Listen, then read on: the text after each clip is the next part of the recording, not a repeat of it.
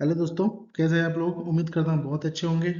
मैं डॉक्टर शुभ्रत कुमार बारिक आपको स्वागत करता हूँ लर्नर आईएएस के एक और लेसन में। आज हम लोग बहामनी किंगडम देखेंगे जो कि 1347 से 1525 तक था इन मिडिएवल पीरियड। ठीक है, तो सबसे पहले यहाँ पे टॉपिक जो हम लोग कवर करेंगे उनके राइज और उनके पॉलिटिक्स, उनके कॉन्फ्लिक्ट्स के बारे में देखेंगे। सबसे पहले हम अगर देखें, बहामनी किंगडम एक मुस्लिम स्टेट हुआ करता था इन डेक्कन साइड और इन साउथ साइड। ठीक है, उस समय नोबल्स जो थे काफी इंपॉर्टेंस लिए हुए थे। नोबल्स का मतलब आप समझते हैं, जो उस समय इंपॉर्टेंट पोस्ट पे हुआ करते थे। ठीक है, तो वो यहाँ पे दो कैटेगरी में डिवाइडेड थे, एक अफकीस और एक डेकानिस। अफकीस जनरली कौन थे? जो फॉरेन ओरिजिन लोग थे उनको अफकीस कहा जाता था। ठीक है, तो इसका फाउंडेशन जिन्होंने रखा था बहमनी किंगडम का, वो थे अलाउद्दीन हसन बहमन शाह। ठीक है, अलाउद्दीन हसन बहमन शाह, उन्हीं के बहमन के शब्द से जो उनके नाम में है वहीं से बहामनी डायनेस्टी या किंगडम आया। ठीक है, जो कि 1347 में इन्होंने कहा। इन्हीं को ही एक दूसरे नाम से जाना जाता है जिसको कहा जाता है हसन गंगू। ठीक है, हसन गंगू के नाम से जाना जाता है। ये क्वेश्चन पूछा जा सकता है कि हसन गंगू किसको कहा जाता था? That is Alauddin Hasan Bahman Shah.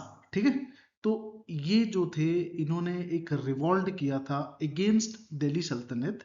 ठीक है, जब मोहम्मद तुगलक उस समय थे तो उन्हीं के टाइम पे इन्होंने एक रिवॉल्ट किया था और अपने आप को एक अलग स्टेट के रूप में एस्टैब्लिश किया था। ठीक है, तो इनका जो इनिशियल कैपिटल हुआ करता था वो गुलबर्गा में था। ठीक है, गुलबर्गा में इन्होंने अपना राजधानी बनाया हुआ था। बाद में चल के इन्होंने उसको बिदार में शिफ्ट कर दिया।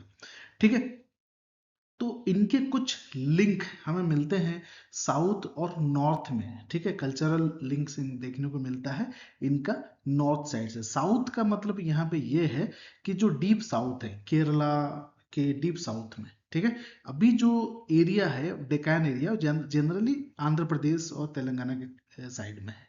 ठीक है, अभी अगर रिसेंट मैप से आप कंपेयर करें तो।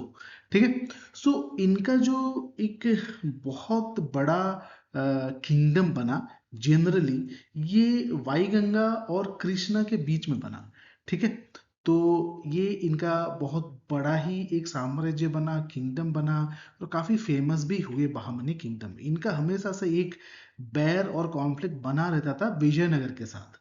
ठीक है, विजयनगर एम्पायर के साथ जब कृष्ण देवराया वन हुआ करते थे, इनके साथ काफी एक कॉन्फ्लिक्ट बना रहता था। ठीक है, विजयनगर एम्पायर के साथ।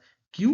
क्योंकि डेक्कन में ही दोनों थे, दोनों चाहते थे कि हमारा वर्चस्व बना रहे, और एक उसमें इंपॉर्टेंट था, क्या था? वो जो फर्टाइल एरिया। ठीक है, तो अहमद शाह वाली जो आगे चल के जिन्होंने गुलबर्गा से विदार अपना, अभी मैंने कहा कि उन्होंने शिफ्ट किया था। ठीक है, तो इसी तरह से देखा जाए तो मोहम्मद शाह तुरी, ठीक है, जब सुल्तान बने वो सिर्फ और सिर्फ 9 साल के थे। ठीक है, उनके जो ब्रदर थे निजाम शाह, जब उनका डेथ हो गया तो फिर वो बने क्या, सुल्तान बने।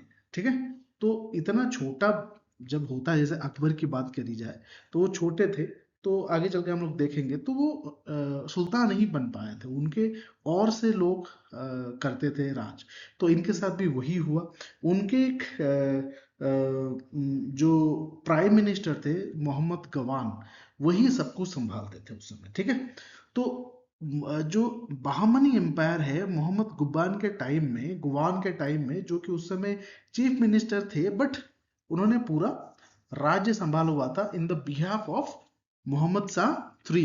तो उस समय बहामनी एम्पायर अपने जिनित पे, मतलब चरम सीमा पे पहुंच गया था। ठीक है, तो उनके जो बहामनी किंगडम के या डायनेस्टी के जो लास्ट एम्पायर माने जाते हैं वो कालीमुल्ला माने जाते हैं। ठीक है, सो ये एक ब्रीफ आपको मिल गया उनके पॉलिटिक के बारे में, उनके कॉन्फ्लिक्ट जो विजयनगर के साथ था, और वो किस तरह से आगे बढ़े। ठीक है, कौन उनको हेल्प किया। तो एक ब्रॉड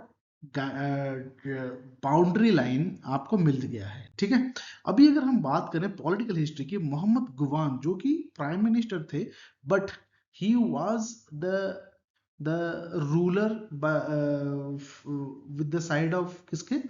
मोहम्मद शाह। ठीक है, मोहम्मद शाह 3। ठीक है, तो मोहम्मद गवान के बारे में अगर हम लोग देखें तो एक ईरानियन ट्रेडर हुआ करता था बाय बर्थ। ठीक है, ईरानियन ट्रेडर हुआ करता था by birth, but he was granted the title of Malik ul तुजार।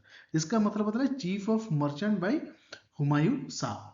ठीक है, फॉर ऑलमोस्ट 20 ईयर उन्होंने जो स्टेट 20 साल के करीब, जो 9 साल के थे तब वो पीएम बने, तो करीब 20 साल तक बहामनी किंगडम में उन्होंने काफी काम किया। ठीक है, तो he divided the kingdom into 8 provinces. तो उन्होंने 8 प्रोविंसेस में एक किंगडम को बांटा ताकि गवर्निंग सही से हो सके। उसको कहा जाता था तराफ्स। ठीक है, ईच तराफ वाज गवर्न बाय द तराफदार। ठीक है, प्रोविंसेस को ये लोग तराफ कहते थे और तराफदार जो है वो लीडर हुआ करता था। ठीक है, और उन सबको वो लोग सैलरी देते थे बाय कैश और कुछ जमीन दे देते थे जिसको जागीर कहते हैं। ठीक है, इस तरह से गवर्नेंस काफी इजी हो जाता था। समझ रहे नहीं समझ रहे? A tract of land called Khalisa was set apart for expenses of the Sultan। एक खलीसा करके एक उन्होंने एक डिपार्टमेंट बनाया जिन्होंने ये देखना था कि कितना एक्सपेंसेस हुआ सुल्तान के। ठीक है, इन्होंने गन पाउडर का यूज करना शुरू किया अगेंस्ट देयर कॉन्फ्लिक्ट्स जो भी थे, विजयनगर थे, जो भी आता था गन पाउडर का यूज करना शुरू किया, बारूद का। ठीक है, तो इन्होंने कॉलेज बनाया विदार में जिसको पर्शियन स्टाइल में पूरा एकदम कंस्ट्रक्शन आर्किटेक्चर करवाया।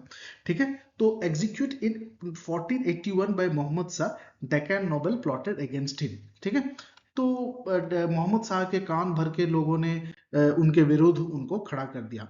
आफ्टर गवान एग्जीक्यूशन, जब वो चले गए, जब उनको एग्जीक्यूट मिल गया, जब वो चले गए, बहामनी किंगडम क्या हुआ, 5 भाग में डिवाइड हो गया।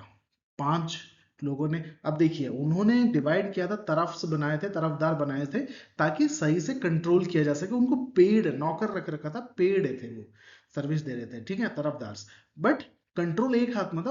वो निजाम, वो जो उस समय सुल्तान थे मोहम्मद शाह, उनके लिए काम करते थे। बट लोगों ने देखा कि यार ये तो बड़ा मतलब होता है ना, सातिर है, राजा राजा बना रहेगा। तो जो बनना चाहते थे राजा, तो उन्होंने कान भरे कि भाई सर इसको निकालो, वरना आगे चल के मोहम्मद शाह को इन्होंने कान भरे कि इसको निकालो भाई, वरना यही गुमान जो है आगे चल के यही बन जाएगा राजा, आपको हटा देगा। तो इस तरह से करके इन्होंने उसको निकलवा दिया। ठीक है, उस जगह से, उस पोस्ट से, उस वहां से 20 साल के बाद फिर जैसे ही वो निकला तो पूरा बहामनी किंगडम जो है 5 राज्यों में बट गया। ठीक है, तो उसमें कौन से थे, निजाम सहीस ऑफ अहमदनगर थे, अहमदनगर बना, यहाँ पे आप देख सकते हैं मैप में। ठीक है, फिर आदिल शाही जो थे वो बीजापुर में बने, कुतुब शाहीस जो थे गोलकुंडा, इमाद शाहीस जो थे जो बेरार में बने, और बारिद शाहीस जो थे विदार में बने। ठीक है, 5 किंगडम में बट गया। इस तरह से अगर निजाम साइज की बात करें तो ये फाउंडर बने अहमदनगर का। ठीक है, founder Ahmad Nizam Shah. It was conquered and annexed by the Shahjahan in 1633। ये उनके बारे में डिटेल दे रखा है। जो फिर बीजापुर में बने आदिल शाही, यूसुफ आदिल शाह जिन्होंने फाउंड किया, गोल गुम्बज उन्होंने बनाया था बाय मोहम्मद आदिल शाह। ठीक है, Bijapur was conquered and annexed by Aurangzeb in 1687। फिर कुतुब शाही जो गोलकुंडा में बने। ठीक है, मोहम्मद कुली कुतुब शाह जो उनके फाउंडर बने, इन्होंने फेमस गोलकुंडा फोर्ट बनाया। बहुत बहुत बड़ा है, बहुत खूबसूरत है, जाके जरूर देखिएगा। Mohammad Quli Qutub Shah founded city Hyderabad, original known as Bhagyanagar इसको पहले कहा जाता था, अब वो हैदराबाद है। ठीक है, इन्होंने 4 मीनार भी बनवाया। It was annexed by Aurangzeb in 1687। फिर इमाद ससी जो बेरार में जो बेरार किंगडम को अपना बनाए थे, जो फाउंडर थे फतुल्ला खान इमाद उल मुल्क।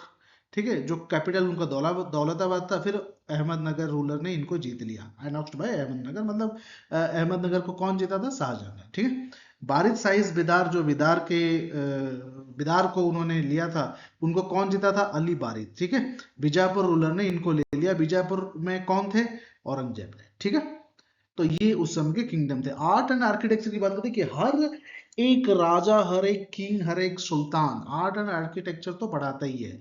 तो ये पर्शियन आर्किटेक्चर से काफी इन्फ्लुएंस था, और दूसरी बात जो गुवान थे वो पर्शियन आर्किटेक्चर काफी बनाते थे। गुलबर्गा फोर्ट और जामा मस्जिद इन गुलबर्गा, बिदार फोर्ट बना मदरासा बाय मोहम्मद गुवान, ठीक है। तो मेजर आर्किटेक्चर कंट्रीब्यूशन था। मोहम्मद गुवान तो काफी जने तक ले गए बहामनी, उसके उनके बाद तो टूट गया।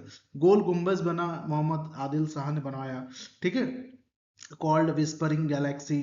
Ibrahim Adil Shah introduced दक्षिणी प्लेस पर्शियन आज द कोर्ट लैंग्वेज, ठीक है।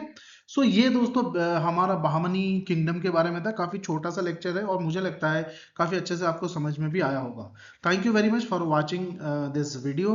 उम्मीद करता हूँ आपको अच्छा लग रहा होगा, और अगर अच्छा लग रहा है एक लाइक जरूर करिए, और दूसरी बात है कि सबके साथ शेयर करिए ताकि सबको एक रेफरेंस मिले, ताकि जो लोग प्रिपेयर कर रहे हैं वो अच्छे से प्रिपेयर कर सके।